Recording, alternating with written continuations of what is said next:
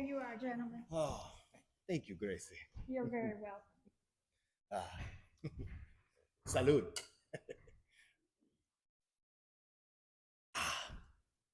Well, Mr. Victor, thank you for such a fine meal. I appreciate you for recognizing my hard work at the restaurant. You are welcome, Antonio. You know, our customers, and especially the ladies, seem to love you. You are good for our business, young man. Customers, they talk to me at the bars, they drink, and I listen. That is all. Mr. Victor, you have accomplished so much with Leonardo's. What keeps you going? What are your favorite things in life? Well, that's easy to answer. To love, to enjoy a good meal, to drink, eat, eat. Yes, to eat. There is no sincerer love than the love of food. Georgie Bernard Shaw once said that. So there you have it. Yes, sir. I agree. To love. Yes, keep on loving. Yeah, I see so many people walking the streets. They look like they just lost their best friend. I mean, sure, life can suck. I mean, I know about that, believe me when I say it, but I mean, what are you going to do about it? You know, Antonio, I was lucky. My father, God rest his soul, passed on the family business to me. Now, there's a real man. His word was gold. He never went back on a promise, and he always took care to provide for his own. A strong man. He worked like a dog his entire life. But he had his own simple philosophy. Kind of like Al Pacino in Scarface. All I got in this world is my balls and my word, and I don't break either of them for nobody. That's right. And with that attitude, he began and ran the now famous Leonardo's Restaurant. You know, my life, it was no bed of roses, but, you know, putting on a puss, it doesn't help. You know, somebody gives me a dirty look, I just give them a big old smile and say, have a nice day. Yeah, I sing too. Singing, it makes me feel like I have the good life, you know? Maybe it all started with, Maria, I just met a girl named Maria. We all face some hard times, Antonio. I worry for my Anna Marie, my beloved wife, and I worry what the doctors will say this time. She's on my mind all the time now. Things ain't so easy anymore, Antonio. Things have changed. People change, families change, finances change. It makes me think back. My father, you know, not too many people know this, but he was the one who taught me to cook. Yeah, seriously. My mama, yes, she was a great cook. But my father, Fantissimo. He taught me. Everyone thought it was Nana with the golden recipes that got Leonardo's off the ground, but it was Papa. He taught Nana to cook, and that talent passed on to me. There wasn't much Papa couldn't do, well, except control my sister Elizabeth. How she tested him. It's one thing for a man to prowl and display his manhood, but for a woman? Yes, Mr. Victor, I see. Maria, Maria, Maria, Maria. Oh, she was so beautiful. I mean, never been another woman like her. I've been with many ladies, all kinds. Young, the old, sophisticated, pretty, not so pretty, and the crazy ones, some rich, some not so rich, but all of them, they all had a touch of sadness. I meet all these ladies at Leonardo's restaurant where I do the bartending, and they talk to me, I listen, I seem to have el talento, you know? Way to make them feel better, to make them smile. So when I'm not at the restaurant working, I take them to nice places. see, sometimes they give me the money, but I do not ask for it. So I think it's okay. I think I help them in some ways. And let me tell you, I can do the fancy talk. Oh, you don't believe me? Hmm. Yes, Miss Crenshaw, attending the Metropolitan Opera's presentation of La Traviata would be wonderful, especially with someone as beautiful as you. Oh, and I assume we'll be dining at Cafe d'Artiste. You see, I know what the lady want to hear. I know how to make them feel something, how to make them feel like somebody give a damn, you know? Sometimes the sex, it can get a little bit of the strange, as you would say. You know, not every woman's going to get you going, but figure I'm doing the good thing, you know? There's a lot of lonely people in the world, lots of sad, lonely ladies. And I have heard all the stories. They said the women, they come and they talk to me, and I listen. I listen real good. This one senora, I will call her Jane. She, well, her husband wouldn't touch her after she gave birth to her children. Now, she loved him, but when the second baby came the cesarean way, you know, the big scar, and she gained a couple of the pounds. Mind you, 52 years of age, she's still muy bonito. So. But after several months, she tells me the husband, he started having these little affairs.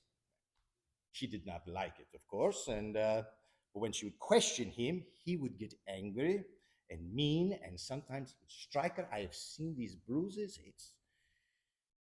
But she would not leave him. She wanted to maintain the status quo for her children.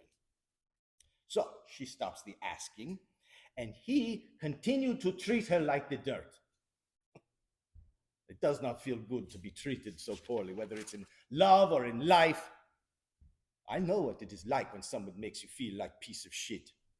And all you hear is, shut up, you dumbass, as stupid as you get thrown down the basement stairs. I don't want to do that to nobody. So, if I can help a person, in this case a lady, not feel so poorly, we both win. You know what I mean?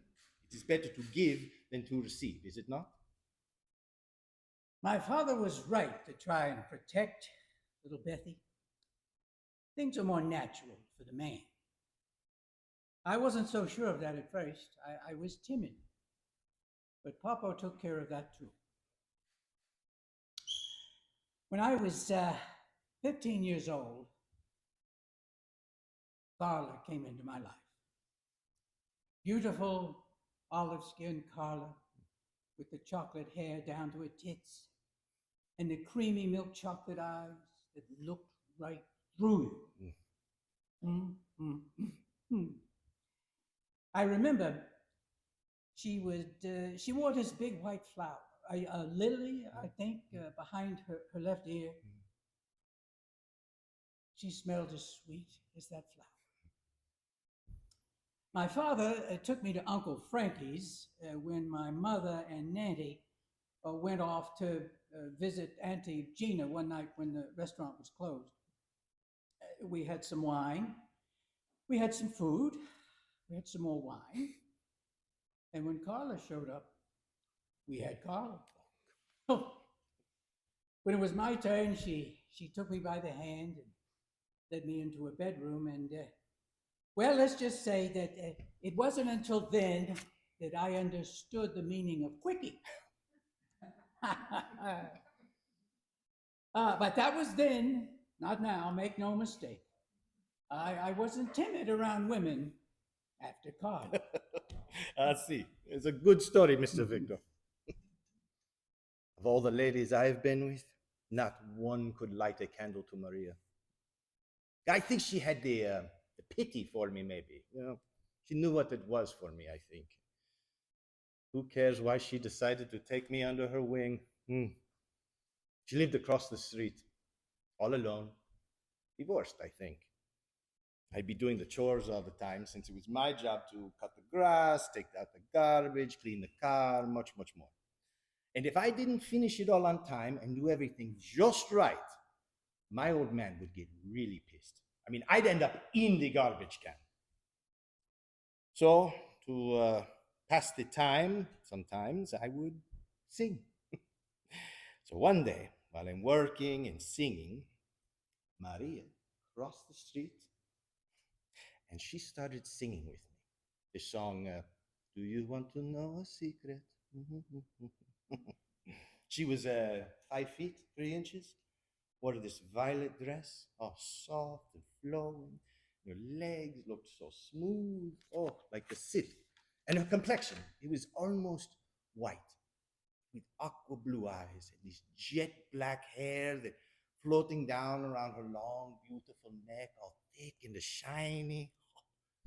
One day, she just stood there on the front walk, smiling, and she started harmonizing with me. And as I heard her voice, it was soft, like a sweet little bird. And I stopped the singing. She stopped the singing, and she looks at me and she says, "Hi, I am Maria." And she smiled and walked down the street. Now, I was only 15 years old at the time and not very interested yet in the girls. Well, not until Maria strode down the street that beautiful spring day. Now, this went on for several weeks until one day, when no one was looking and my parents were gone, a gift from the heavens. She motioned me across the street and into her house. Now, we didn't talk much at first, but we ended up in the bedroom. Ay, Dios mío, what a room! So soft, inviting, and warm. Oh, the walls, they were like soft yellow, like vanilla pudding. She had vases of beautiful yellow roses all around the room, and the carpet was soft and white, and the bed, it had all the fancy aliño and the el encaje pillows, with all the lace and the linen. I was afraid to touch anything, but she helped with that. See, she did. Ooh. After that first time, we would also talk together, and she would listen, and she seemed wise, like she had this way to make me feel like I was something. Maria, she was my light in the dark, a soft voice in the angry crowd of my screaming, miserable family. How Bethy would scream and fight with Popo whenever she was out too late. She had a mind of her own, stubborn and sassy. She was on her way to becoming one of those bada bing, bada boom girls. Good thing she finally settled down with Joey Giordano and got married. Bada boom girls are only good for one thing: a man's, his necessity. Like that car. But don't roll your eyes. A man has to display his manhood. It's just the way it is. You think it's just a man's weakness to give in to temptation? Well, let me tell you, the only way to get rid of temptation is to yield to it. Resist it, and your soul grows sick with longing for the things it has forbidden to itself. And those are not my words. Those are the words of one Oscar Wilde. But don't be so surprised that I could have read such as the likes of him. I read more than the sports page, thanks to a librarian, beautiful and sexy librarian I once met at Luigi's, Miss Frances. She taught me some things. To appreciate good literature, as well as other things. But the words of Mr. Wilde are ones to live by. Giving in to temptation does not mean a man does not love his wife and his children. And I'm not saying a real man, won't stand by, protect, provide for, do the right thing for his family and for those he truly loves. Growing up was a tricky thing. My father had a temper, de mal genio, and my mama was not far behind. Got these scars to prove it. But I do not feel sorry for myself. Not anymore. Maria helped me to realize that there was some good in the world, and maybe some in me. Sometimes a wife doesn't understand a man and his needs. That does not mean he does not love her, needs her love and her help in return. Before Maria strolled into my life, it would have been hard to convince me that anything was good. Maria helped with all that. And let me tell you a secret. A real man is no man without the love of a good woman. A good woman like my Anna Marie. Love is something eternal. The aspect may change, but not the essence. That's Vincent van Gogh. I understand, Mr. Victor. Those are wise words from Mr. Van Gogh. This one day, my Maria was gone. A note came in the mail a couple of weeks after she left, but no return address. It said, "Dearest Antonio, you are beautiful, inside and out. I will never forget our time together. Thank you for letting me just be with you. Love, Maria." That was that. A man needs to know that his woman is there, unconditionally, appreciates that he provides and protects her. If a woman understands this, her man will never leave her. No matter what he says or what he does, he will never leave her. His love will be eternal, like Vincent says. My Anna Marie knows my love. I hope, I pray, especially since this cancer she has now, we just don't know.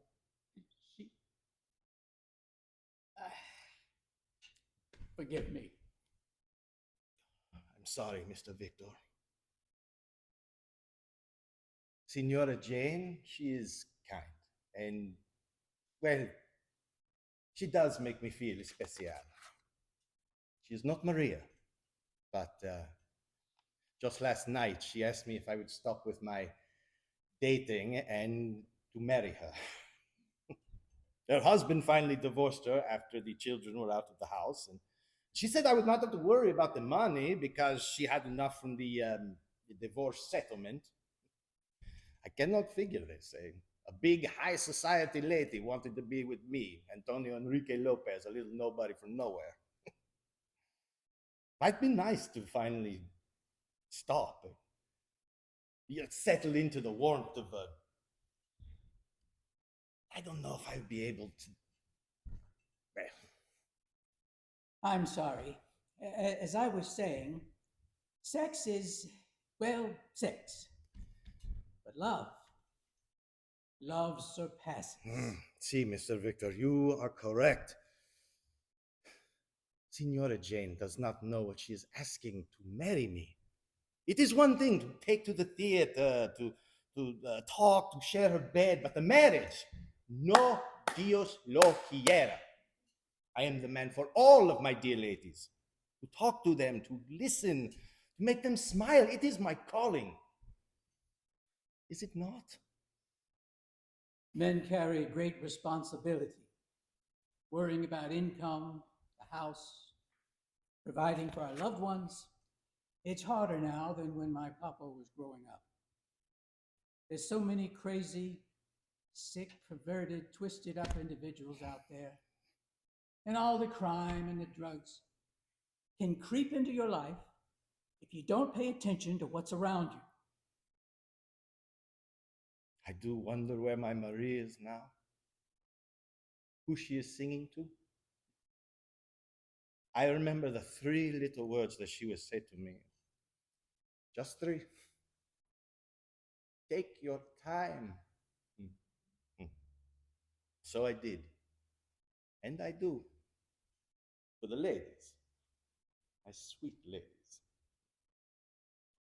A man works hard, he plays hard, yes, but he loves hard too. And I love my Anna Marie. So you see, you live life while you have it. It's just that simple. We do our best. And as the general says, if a man does his best, well, what else is there? You tell me. And that is just how it is for this Victor Leonardo Giussani. See, I truly agree, Mr. Victor. But if I am to tell you the truth, the three words that were the most important to me were Antonio Enrique Lopez. You are enough.